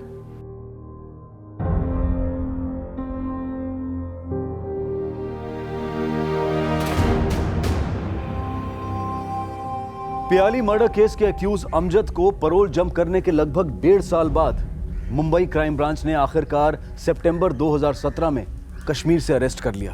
पैरोल जंप करने के चार्जेस के साथ साथ हाई कोर्ट में उसके खिलाफ फिर से हियरिंग शुरू की गई, जिसमें प्याली के माता पिता ने सेशन कोर्ट की अमजद की उम्र कैद की सजा को सजाए मौत में बदलने की दरख्वास्त की। लेकिन इस केस में अभी हाई कोर्ट का फैसला आना बाकी है। आज प्याली के मर्डर को तकरीबन 5.5 साल गुजर चुके हैं। हम आए दिन महिलाओं के साथ हो रहे अपराधों की बात करते हैं और आंकड़े बताते हैं कि भारत में महिलाओं के साथ on an average her 6 minute में छेड़छाड़, हर आधे घंटे में शारीरिक शोषण और हर 1 घंटे में बलात्कार की घटनाएं होती हैं। और हैरानी की बात है कि जिस मुंबई के बारे में यह कहा जाता था कि यह शहर महिलाओं के लिए सबसे ज्यादा सुरक्षित है, वहीं आंकड़े बताते हैं कि आज दिल्ली के बाद मुंबई वो दूसरा शहर है जहां महिलाएं आए दिन किसी न किसी अपराध का शिकार होती रहती हैं और इस पर विचार करने की जरूरत है। अब मैं अनूप सोनी आपसे विदा लेता हूं। फिर मुलाकात होगी अगले एपिसोड में एक और चौंका देने वाले केस के साथ। तब तक अपना और अपने परिवार का ख्याल रखें और देखते रहें क्राइम पेट्रोल डायल 100। सबक एक को सीख हम सबको। जय हिंद। क्राइम पेट्रोल के और भी दिलचस्प कहानी देखने के लिए हमारे चैनल को सब्सक्राइब करें और बेल आइकॉन दबाना न भूलें।